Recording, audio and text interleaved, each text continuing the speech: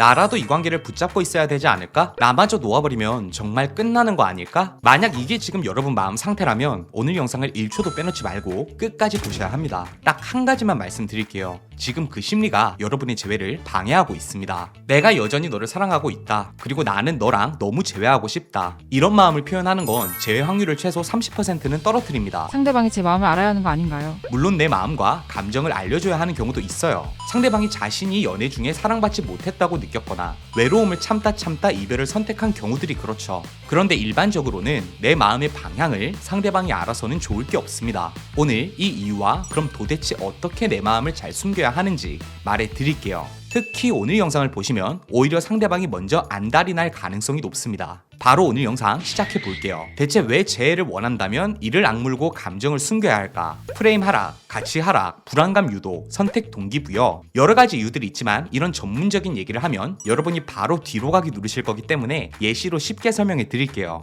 우리가 물건을 판매하는 사원이라고 생각해 봐요. 근데 이 사람이 지금 내가 판매하는 물건이 없으면 절대 안 되는 사람이라고 치겠습니다. 거기다 이 물건은 나밖에 팔지 않아요. 그럼 이때부터 판매는 너무 쉬운 일이 될 겁니다. 가격을 높일 수도 있고 부가 서비스를 덜 제공할 수도 있을 겁니다. 고객 입장에서는 이 모든 상황이 불리하고 손해가 되는 거죠. 그럼 이걸 재회에 대입해 보도록 할게요. 내가 간절하게 재회를 바란다는 마음을 상대방이 알면 상대방은 다른 사람을 만나봤다가 결정하겠다고 생각할 수도 있고 솔로 생활에서 오는 해방감, 자유감을 누리다가 언제든지 돌아가면 된다고 생각할 수도 있어요. 그러다 더 이상 나에 대한 마음이 느껴지지 않아서 그냥 포기할 수도 있는 거죠. 그럼 반대로 내 마음을 상대방이 모른다면 어떨까요? 첫 번째로 이별을 말하는 사람들이 꼭 마음이 전부 정리된 상황만 있는 건 아니에요. 일단 헤어지자고 말했지만 막상 내 빈 공간을 느낄 수도 있는 거죠. 근데 이때 내가 간절히 재회를 바라고 있는 마음을 알면 여유를 가지고 신중하게 생각해 보게 되는 거예요. 어차피 언제든지 돌아갈 수 있으니까 조금 더 생각해 볼까? 그렇게 하루 이틀, 일주, 이주가 지나면서 마음이 차분해집니다. 그럼 이런 생각을 하게 되죠. 뭐야, 헤어져도 전혀 힘들지가 않네? 그럼 굳이 돌아갈 필요가 없겠는데? 근데 내 마음을 모르면 이렇게 여유롭게 생각할 수가 없어요. 지금 내 감정이 애매하긴 한데 내가 만약 이렇게 고민하다가 얘가 마음이 정리되면 어떡하지? 일단 다시 만났다가 다시 생각해 봐야겠다. 이렇게 즉시 행동으로 옮길 동기부여가 생기는 겁니다. 두 번째로 가치 하락 방어가 됩니다.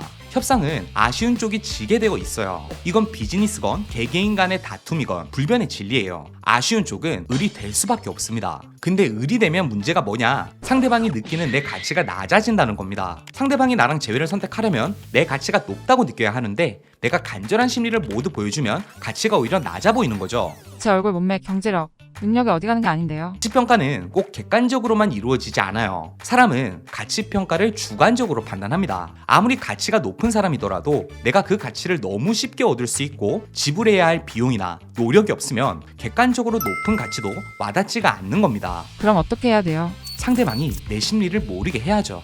근데 이미 매달려서 제 마음을 다 알 텐데요. 그럴 때는 이렇게 하면 됩니다. 어제까지 집 앞에 찾아가고 폭탄 문자 보내면서 매달렸는데 오늘 갑자기 내 태도가 싹 바뀌고 마음 정리가 다 됐다는 건 믿음이 안 갈 거예요. 그런데 꼭 감정 이꼴 최종적인 의사 결정은 아니거든요. 감정은 지금 힘들지만 이성적으로는 나도 이 사람과의 연애가 옳은 게 아니라고 생각해서 선택하지 않을 수도 있는 거예요. 이렇게 내 마음과 감정은 아직 힘들지만 조금씩 변화가 있고 그 변화로 인해서 재회의 선택 자체에는 나도 부정적인 시각이 있다는 걸 보여주면 됩니다. 컨셉을 문장으로 말씀드리자면 나도 마음은 아프지만 우리 관계에 대해서는 나도 잘 모르겠어. 과연 이런 과정을 거친 우리가 다시 만나도 행복할 수 있을지 모르겠고 너는 너대로 나는 나대로 고민에 빠질 것 같아. 실제로 상대방한테 이런 말을 하라는 건 아니에요. 우리가 보여지는 행동, 태도가 이런 방식이 돼야 한다는 거죠. SNS 업로드를 서로 감정선이 예민할 때는 아무것도 올리지 않고 연락을 먼저 한다던가 감정을 드러내지 않고 상대방이 먼저 연락이 오더라도 너무 과하게 호의적인 반응 같은 건 절대 하면 안 되는 겁니다.